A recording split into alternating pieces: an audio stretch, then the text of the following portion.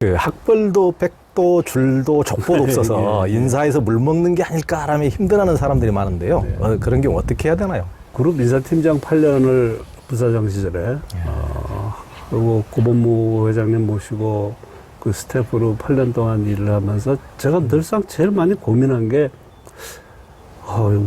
우리 시스템 저는 사실 LG가 갖고 있는 그 인사 관련한 시스템과 프로세스가 저는 아마도 이 정도 갖추고 조직을 운영하는 회사가 별로 없을 거다 저는 그렇게 생각을 합니다. 굉장히 생각을 많이 하고 시행착오도 겪고 그러면서 계속 개선해 온 건데 이 시스템과 프로세스를 제대로 갖추어서 원칙에 입각해서 이 시스템과 프로세스가 운영되도록 하면 사실은 줄이고 빼기고 그런 게 힘을 못 쓰죠. 그 원칙이라는 게, 인사 원칙이라는 게 굉장히 중요하단 말이에요. 그거는 그 조직의 모든 조직 구성원들이 사실 마음에서부터 이렇게 공감할 수 있는 것이어야 하죠. 그 원칙에 입각해서 시스템 프로세스가 제대로 운영이 되면 줄도 백도 이게 전혀 상관이 없다라는 인식이 이제 커지게 될 거고 그렇게 되면은 굉장히 사람들이 그 안정감을 갖게 되죠. 그게 소위 예측 가능성이라는 겁니다. 인사의 예측 가능성이라는 게 다음에 누가 누가 사장 되고 누가 뭐 되고라는 게 예측이 가능하다는 의미가 아니고요. 제가 생각할 때는 이 인사가 공정하고 투명하고 예측 가능해야 된다고 그러잖아요. 공정하다는 것이 조금 아까 말씀드린 대로 원칙에 입각해서 시스템과 프로세스가 제대로 운영되고 있는 것이 그게 공정한 거죠. 그 투명하다는 거는요. 인사의 모든 과정이 낱낱이 다 발표되고 다 드러나야 된다는 뜻이 절대 아닙니다. 투명하다는 거는 우리는 이러한 원칙하에 이런 시스템과 프로세스가 이런 식으로 인사가 이루어진다라는 거를 사람들이 다 아는 거예요. 그게 투명한 거예요. 개개인에 관한 사항은 철저히 100% 컨피덴셜하게 인비사항으로 다루어져야 됩니다. 절대 투명하면 안 됩니다. 그렇죠. 비밀을 엄수해야죠. 불투명 정도가 아니라 그건 완전히 안막으로 가려놓은 것 같이 그렇게 지켜져야 합니다. 예측 가능성이라는 것 조금 아까 말씀드린 대로 이제 그런 거거든요. 그래서 제가 그룹의 인사팀장 할 때는 그런 얘기를 이렇게 종종 기회 될 때마다 했었어요. LG에는 회장 백밖에 없다. 누구 줄도 없고, 누구 백도 없고, 누구 쪽 사람이니, 어느 쪽 줄이니, 이제 그런 세력 분파 이런 거 얘기들 많이 하잖아요. 조직에서. 그렇죠. LG는 회장백 딱 하나밖에 없다. 회장 줄 하나밖에 없다. 근데 그 회장 줄을 잡으려면 우리 회사가 가진 원칙과 공유 가치에 공감하고 거기에 따라서 일하고 성과 내는 사람들이 그 줄을 잡는 거다. 그 개인에게 잘 보이는 게 아니고 그런 얘기들을 했었고요. 그래서 그게 이제 그 조직의 건강도를 결정하는데 저는 가장 중요한 요인이라고 생각을 합니다. 근데 또 이런 면도 있어요. 내가 옷 사람한테 이렇게 잘 보이려고 그러고 그런 거 좀 웃기는 짓 아니냐. 그리고 누가 그런 걸 이렇게 잘하는 것 같으면 굉장히 믿게 보이고 말이죠. 그런 거 있잖아요. 저런 건 아부한다 그러고. 아부한다 그러고. 김밥 잘 만다 그러고. 그런 거 있잖아요. 그죠? 근데 이게, 제대로 된 리더라면요. 그 사람이 아부하는 건지, 아니면 진정성을 가지고 하는 건지 금방 합니다. 정당한 방식으로 적절한 기회에 나의 상사 인사권자에게 나를 알리는 것은 조직 구성원으로서 성실함의 표현이라고 저는 생각을 합니다. 영어로 엘리베이터 톡이라는 용어가 있어요. 엘리베이터 톡. 이게 뭔가 하면요. 회사에서 가다가 어느 날 엘리베이터를 탔어요. 탔는데, 회장이 탄 거예요. 근데 이 사람이 지금 회장이 내리는 층에서부터 지금 여기서 거기까지 가는 데는 자기한테 이제 10초가 주어진 거예요. 예. 10초. 예. 10초의 운명이 결정된다. 요 10초에 평소에 자기가 회장한테 하고 싶었던 얘기를 하면, 예. 그래서 거기서 교감이 이루어지면, 예. 이건 굉장히 좋은 거죠. 그렇죠. 네. 그런데 언제 할지도 모르고, 근데 딱 그런 기회가 왔을 때 그렇게 하려면 어떻게 해야 되겠어요? 평소에 자기가 늘 생각하고 있어야 되잖아요. 그렇죠. 늘 관심 갖고 늘 의식하고 있어야 되고. 그런 것이 있을 때 엘리베이터 톡을 제대로 할 수 있는 거예요. 예. 그거를 잘하는 사람은 굉장히 성실한 사람이에요. 그렇죠. 그렇게 봐야 됩니다. 예. 그거 굉장히 긍정적으로 봐줘야 돼요. 이 회사의 주요 이슈라든가 이제 사장의 안테나가 어디에 있다든가 예, 이제 그런 게 그 자기한테도 보여야 예. 정말 적절한 예. 멘트를 할 수가 있는 그리고 거지. 자기 일과 관련된 얘기를 해야죠. 그렇죠. 남의 얘기하면 안 되고요. 예, 예. 자기 일과 관련된 얘기. 예. 조직에서 크게 되는 사람의 가장 중요한 덕목은 무엇입니까? 운칠기삼이죠. 근데 제가 제 생각을 해봐도, 운칠기삼이 아니라, 운구 1 정도 되는, 운구 기1 정도인 아니 것 겸손하신 같아요. 분들은 다 그렇게 얘기하더라고요. 아니, 근데 겸손해서가 아니고요. 실제로 생각을 해보면, 예. 그때 어떤 기회들이 주어졌고, 예. 또 내가 굉장히 힘들고 고뇌하고 이거 사표 써야 되는구나 라는 상황이 왔을 때 또 그 상황에서 나를 건져준 선배들이 있었고 나를 도와주고 인커리지 시켜준 그런 선배 경영자들이 있었고 조직 안에서 그래서 뭐 제가 뭐 나름 비교적 성공적인 커리어를 마칠 수 있지 않았나. 그리고 솔직히 말씀드리면 제 경우에는 제가 먼저 쓴 책 경영 사람이다. 거기에서 제가 짧게 언급을 했습니다만은 저는 가장 운 좋은 직장인이었다고 생각을 합니다. 왜 그런가 하면 21년 동안 제 보스가 두 분이었는데 회장하고 부회장 두 사람이었는데 그 두 분하고의 관계에서 내가 하고 싶은 일 그리고 이 조직에 필요한 일이라고 내가 생각했던 것들을 거의 다 할 수 있었어요. 그러니까 그렇게 할 수 있게 해줬어요. 그 과정이 순탄하지만은 않았고 그 꽃길 절대 아니었거든요. 저 승승장구한 사람 전혀 아닙니다. 저 금수저도 아닙니다. 네, 뭐 그야말로 이 난민의 후예였고 부모님이 다 한국 전쟁 때 다 피난민으로 와서 그야말로 맨주먹으로 시작하신 분들이었고 저 역시 뭐 유학 가서 유학생 때 참 가난한 유학생이었고 늘 그렇게 도와주는 분들이 있었어요. 그리고 나중에 느낀 거지만 후배들이 정말로 열심히 해줬고 정말 성심성의껏 이렇게 그런 점에서 뭐 너무 감사하죠. 제가 경험한 바로는 주변에 다른 동료 경영자들, 임원들 이렇게 쭉 제가 겪어보고 제가 경험한 바로는 굉장히 뒤늦게 개화하는 분들이 있어요. 예를 들면은 사장이 저보다 늦게 됐는데 현직에서 부회장까지도 하고 그러니까 회사 기준으로 보면 뒤늦게 아주 확 이렇게 피는 분들이 있는데 그런 분들을 보면 늘 성실했어요. 그분들은 늘 성실했어요. 그리고 늘 긍정적인 태도로 일을 했고 그런 분들이었던 것 같아요. 그게 결국은 빛을 보는 것 같은 그런 느낌을 여러 차례 그런 느낌을 받았었죠. 그렇죠.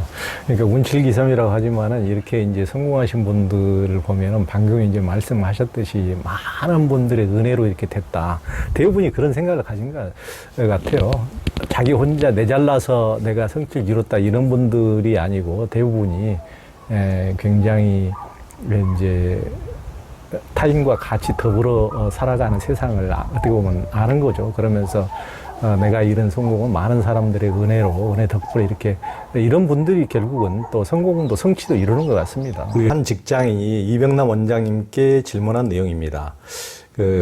이병남 원장님께서 한겨레 신문에 연재하실 때 이제 독자들의 질문을 받아서 그것에 이제 답변하는 형식으로 했거든요. 한 질문인데요. 온 마음을 쏟아 일하고 애를 쓰는데도 인사평가가 기대만큼 나오지 않아 위축되고 실수는 늘어납니다. 업무보다 인간관계에 치중해서 윗사람에게 잘 보이고 평판 관리에 신경을 쓰는 사람이 승진도 빠른 것 같아 억울하기도 합니다. 저는 직장 생활과 맞지 않는 사람일까요? 안타까운 사연인데요. 이 질문에 어떻게 답해 주겠습니까? 예. 그런 마음 들 수 있고요. 조직 생활 하다 보면은 그런 경험을 할 수 있는데, 이게 또 경우에 따라 다른 것 같아요. 어떤 경우에는 그 조직과 내가 안 맞을 수 있어요. 그러니까 내가 무능해서가 아니라, 그 조직하고 나하고 인연이 안 맞는 그런 경우일 수가 있죠. 그럴 때는 떠나는 게 맞죠. 그리고, 그런데 이게 뭐 나는 열심히 하는데 무슨 이렇게 그 인간관계 잘해가지고 이렇게 올라가는 사람들이 많은 거 아닌가. 나는 이제 그런 의구심이 들 때도 있는데요. 제가 경험한 바로는 인간관계가 중요한데요. 우선 일에 대한 자기의 그 열정, 태도, 헌신, 이런 것들이 제일 중요하고요. 그다음에 불필요하게 사람들하고 안 좋은 관계를 가져갈 이유는 전혀 없죠. 잘 지내야죠. 그러나 아까도 잠깐 말씀드렸지만 이게 윗사람이 볼 때는 진심으로 하는 건지 아부하는 건지가 금방 보이거든요. 그래서 소위 인간관계로 해가지고 회사에서 계속 그렇게 올라가는 것처럼 보이는 사람들의 경우도 일정 기간 그 회사나 그 CEO는 그 사람이 필요했기 때문에 쓸 수도 있어요. 제가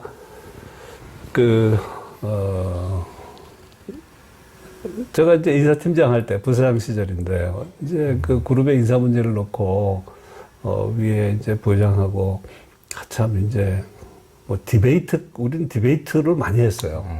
실제로 보고만 게 아니라 디베이트를 많이 했는데 어떤 사람 이제 케이스를 놓고 이 사람은 안 되지 않냐. 근데 왜 이 사람을 꼭 승진을 시키려고 그러냐. 이제 막 그렇게 이제 저는 막 대들고 그랬는데 그때 그분이 저한테 참 딱 한마디를 하는 게 이봐, 목수가 바른 전장만 쓰냐? 구분 전장도 써야 되잖아. 근데 이거는 구분 전장인지 알고 쓰면 되는 거 아니야? 그렇게 한마디 하는데 제가 거기서 한번 또 빵 맞고, 맞다. 그러니까 이런 거는 어디 책에서 배울 수가 없어요. 제가 아무리 논문을 많이 읽고 또 논문을 퍼블리시하고 했어도 이런 거는 정말 그 직장에서 상사한테 바로 직접 뭐 일을 통해서 배울 수밖에 없는 지혜들이죠. 그래서 조직은 또 회사는 CEO는 경우에 따라서는 내가 볼 때는 영 아닌 것 같은 사람을 승진시키기도 하고 그런 사람들을 쓰기도 해요. 왜냐면 필요하니까 그런 사람도. 그러니까 다만 알고 쓰면 되는 거죠. 그러니까 내가 그쪽에 밀렸다고 해서 내가 꼭 무능한 거는 아니고 그렇게 말할 수는 없고요. 다만 아까 제가 신입사원 시절 얘기했습니다만 내가 정말로 마음을 다 하고 있는 건가 해왔는가라는 거는 뭐 한 번쯤 돌이켜 볼 필요가 있겠죠. 그러나 이 조직은 아니다 싶으면 뭐 딴 데도 많이 있어요. 딴 데 가서 일할 수도 있는 거죠. 그러니까 우리 이병남 원장님처럼 이렇게 승승장구만 하신 것처럼 이렇게 보이는 분도 그룹 회장실에서 인사총괄 담당 부사장도 하시고 CEO도 하시고 이런 분들도 소시적에 동기는 대리 승진했는데 대리도 승진 못하고 물 먹은 적 있다. 이게 우리들에게 굉장히 위안을 주는, 야, 참 다행이다. 나만 물 먹은 줄 알았더니 이렇게 이런 분들 이렇게 물 먹었구나. 굉장히 위안을 줍니다. 그러니까 누구에게나 하여튼 그 시련의 실패의 그런 것들이 있고 그것에 완전히 또 침잠돼 버리는 사람이 있는가 하면은 그 또 시련과 실패를 딛고 더욱더 또 성장하는 사람들이 있죠. 그리고 이제 직장도 그 자기에게 또 잘 맞는 직장이 있고 또 안 맞는다고 하더라도 또 버텨내고 잘 그것도 적응해 가는 사람도 있고 영 자기의 이제 아예 맞지 않고 자기 어떤 이렇게 일하다가 죽게 생겼다 하면은 다른 일을 또 찾아보는 것도 그렇죠. 방법일 수 있는 그럼요. 거죠. 네. 저도 이제 그렇게 이제 뭐 여러 번 직장을 다닌 건 아닙니다만 딱 직장이라고는 딱 저도 두 군데 다녀봤습니다만은 첫 번째 두 번째 이제 옮길 때 한 번 딱 직장이라고 평생 옮겨봤는데 옮길 때도 이제 전에 직장보다 임금이 훨씬 더 이제 깎여가지고 갔는데 이제 물론 전에 직장도 저에게 이제 기회를 주고 신문 기자로서 일할 수 있는 기회를 주고 아주 이제 큰 고마움을 느끼지만 이제 이렇게 그 깎이면서도 또 간 이유는 그런 이런 너무 이제 성과 위주로만 일하는 것은 내게 좀 맞지 않는다. 조금 더 어떤 사회적 가치랄까. 그렇죠. 그렇죠. 이런 것을 좀 더 좀 월급은 적다 하더라도 그런 점에 있어서 굉장히 또 저는 인생에 제일 잘한 것 중에 하나가 이런 직장을 선택한 것이라고 지금까지도 생각하고 있기 때문에 그러니까 살아가는 방법에는 참 여러 가지가 있는 것 같습니다. 뭐 사실은 제 경우도 본질적으로는 크게 다르지 않았던 것 같아요. 그 처음에 올 때부터 이 회사가 정말로 그 선진기업이 되고자 하는 의지가 굉장히 강했고 그러기 위해서 굉장히 배우려고 하는 그게 굉장히 강했어요. 그리고 제가 21년간 보스로 모신 돌아가신 구본무 회장 같은 분은 그러니까 이런 거죠. 제가 경쟁사하고 비교해서 왜냐하면 제가 또 인사 업무를 하고 그러니까 경쟁사들의 그 임원들의 그 처우 이런 거를 알게 돼요. 그 업무를 하다 보면 서로 이렇게 또 그 공유하는 부분도 있었고. 근데 뭐 저보다 훨씬 많이 받는 거예요. 근데 전 그거 가지고 한 번도 이상한 적이 없었어요. 왜냐하면 저 사람들하고 달리 그 기업과 달리 우리 회사에서는 나는 회장 부회장한테 난 늘 직언할 수 있고 소신껏 일할 수 있고 그리고 우리가 추구하는 가치라는 것이 이러이러한 것들이 있고, 그러니까 좀 덜 받아도 내가 지금 직장인으로서 이렇게 할 수 있는 이거는 돈으로 환산도 할 수가 없는 거다, 이거는. 그쪽에서 아무리 뭘 많이 주고 뭐 해도 이게 훨씬 더 가치 있는 거다는 이제 그런 생각을 했었거든요. 이제 직장에서 일을 잘해보려고 해도 윗사람이나 아랫사람 또 동료들과 소통이 안 돼서 답답할 때가 있는데요.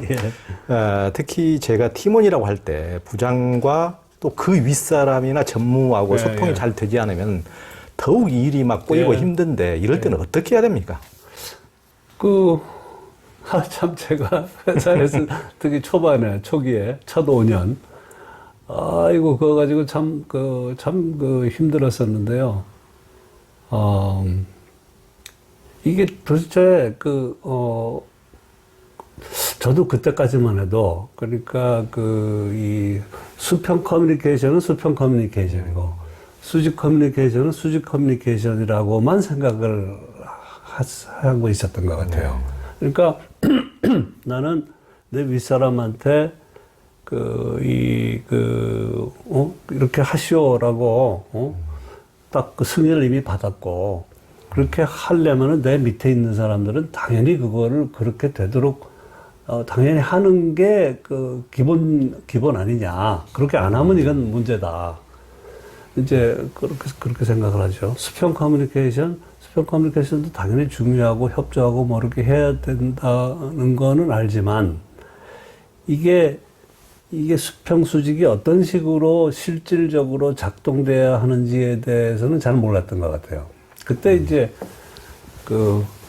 멘토 역할이랄까요? 그렇게 해주셨던 한참 위에 분인데 그분이 저한테 여봐, 당신 삼각소통법이라고 알아? 그래서 한 번도 제가 대학에 있을 때도 들어본 적도 없고 트라이앵귤러 커뮤니케이션이라고 알아? 그래서 모르겠습니다. 그랬더니 이제 그분이 저한테 설명을 해주시는 거예요. 그러니까 CEO는 이제 CEO가 있고 전무가 있고 이제 그 부장이 있으면 CEO는 아무 때고 전무 부장하고 아무 때나 직접 소통을 할 권리가 있다. 전무를 통해서만 부장한테 간다고 생각하면 그거는 오해다. 그게 CEO의 특권이다. CEO는 전무하고도 바로 커뮤니케이션 할 수 있고 그 밑에 부장하고도 바로 커뮤니케이션 할 수 있다. 전무를 통하지 않고 부장한테 커뮤니케이션 하는 거를 전무의 권한을 침해하는 거 아닌가라고 생각하는 거에 큰 오해다. 자, 그 다음에. 그런데 전무하게 하면은 이제 전무는 이제 부장한테 커뮤니케이션 해가지고 일이 잘 되도록 하는 게 이제 하나의 축인데 커뮤니케이션 소통의 한 축인데 그게 전무가 아니라는 거예요. 전무가 그러니까 CEO가 전무한테 하고 전무가 부장한테 하고 하는 게 전부가 아니라 CEO가 부장한테 직접 할 수도 있다. 경우에 따라서 급하거나 뭐 전무가 없거나 그러면은 이 부장은 즉각 자기 위에 전무한테 CEO가 지금 이런 얘기를 했다라고 바로 보고를 해야 된다. 그렇게 돼야 할 책임이 있다. CEO는 그러면 전무한테 얘기해놨으니까 당연히 부장한테 다 이렇게 다 되겠지라고 생각하면 안 된다. CEO는 종종 간혹 가다가 부장한테 자기가 전무한테 한 게 제대로 전달이 됐는지를 직접 확인해야 된다. 그러기 위해서라도 부장하고 직접 커뮤니케이션 할 필요가 있다. 그런 방식으로 커뮤니케이션을 해봐라. 이렇게 어드바이스 해주셔서 그때부터 제가 그걸 실천을 했죠. 그런 식으로 실천을 하니까 이게 처음에는 공이 많이 들어가요. 그런데 그게 익숙해지니까 이게 그 소통이라는 것이 훨씬 원활해지더라고요. 소통이. 그래서 우리는 무슨 전결사항 그런 거 있잖아요. 그죠? 그런 거에 또, 그거 훌륭하고 좋은 거긴 한데, 거기에 또 이렇게 얽매여가지고 반드시 통해야만 내려갈 수 있고 통하지 않으면은 그 사람을, 권한을 침해한다거나 무시한다거나 그런 걸로 오해받을 수 있다라는 불안에서 벗어나는 게 가장 중요하다고 생각해요. 이렇게 갈 수도 있고 이렇게 갈 수도 있고 유연하게 그때 그렇게 되면은 그게 정착이 되면 굉장히 스피디해져요. 의사소통이 굉장히 빨라지고 효율적이 되고요. 정확히 되고 그런 얘기를 들어서 이게 우리가 보통 생각하는 거는 꼭지점만 생각해요. 근데 저는 삼각형을 변으로 생각하자는 거죠. 변. 좌변, 우변, 밑변. 해가지고 그것이 제대로 잘 작동되도록 해보자. 그런 취지인데 저는 해보니까 굉장히 효과가 있었어요. 그런데 이제 위에 사람이 CEO는 이제 누구나 전무건 부장이건 팀장이건 이렇게 호출하고 직접 할 수가 있지만은 밑에 사람 입장에서 만약에 그 팀장이 부장 상무 전무를 제끼고 밑에 사람 입장에서 위하고 이제 통할 수는 없는 거 아닙니까? 그거를 그러니까 평소에 자기 위에 그 전무하고 평소에 서로 그런 업무 수행 방식 혹은 소통 방식에 대해서 서로가 합의 내지 협의가 돼 있어야죠. 그래서 어떤 경우에는 전무가 이거 김 부장 당신이 CEO한테 직접 보고해 이거는 당신이 훨씬 그 디테일한 걸 잘 알잖아. 당신이 가서 보고하고 뭐라 그랬는지 나한테 와서 얘기만 해주면 돼. 이런 식으로 해서 직접 보고하게 할 수도 있고 어떤 경우 이 사람 해외 출장을 갔어. 사장이 찾는데 지금 어디 출장 중이신데 그럼 그래 그럼 출장 귀국한 다음에 나한테 오라 그래 라고 그러기에는 너무 급한 일들이 많잖아요.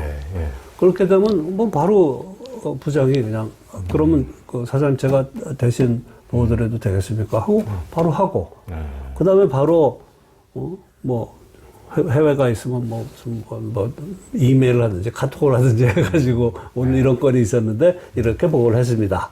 이런 피드백을 받았습니다. 이렇게 해외 나가 있는 전무한테 얘기를 해주면 되잖아요. 그럼 전무도 얼마나 편해.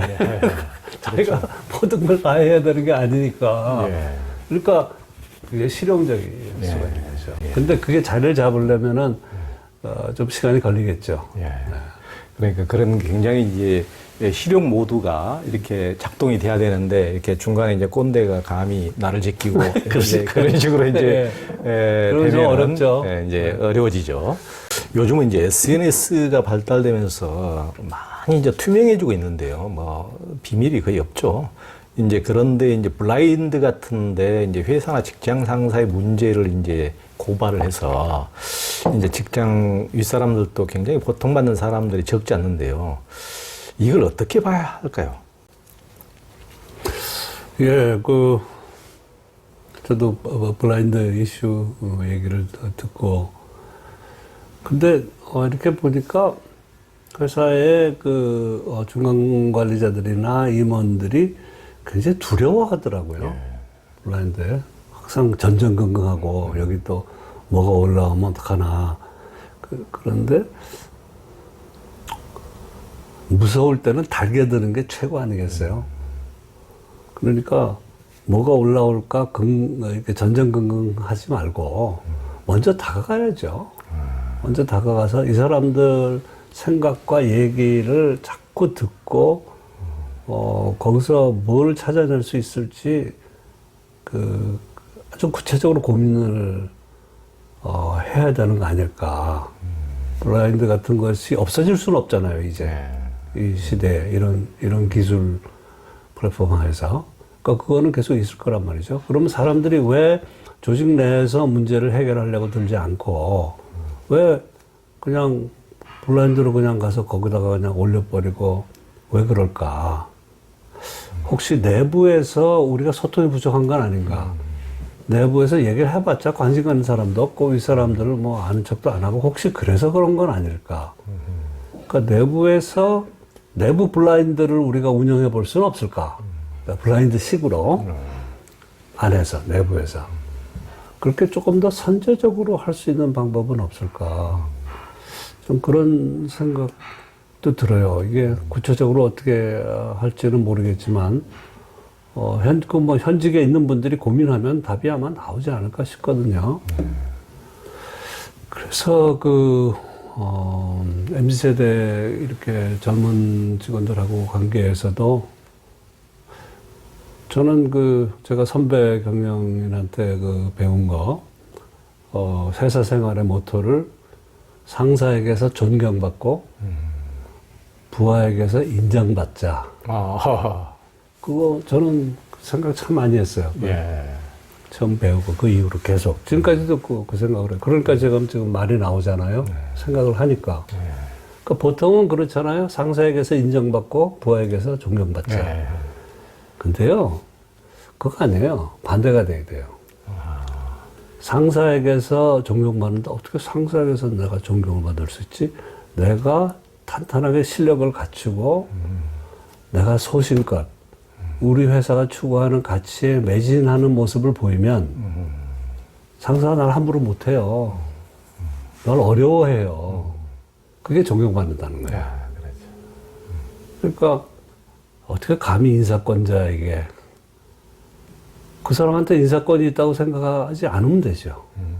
내 인사권은 내가 행사한다. 그런 마음으로 말씀드린 대로 탄탄하게 실력을 갖추는 거 이게 기본 조건이죠. 그리고 소신껏 하는데 우리 회사가 추구하는 가치를 위해서 이렇게 하는 모습이 보여지면 상사들이 함부로 못해요. 이제 상사에게 존경받자요. 부하에게 인정받자. 부하들은요, 상사를 귀신같이 알아요.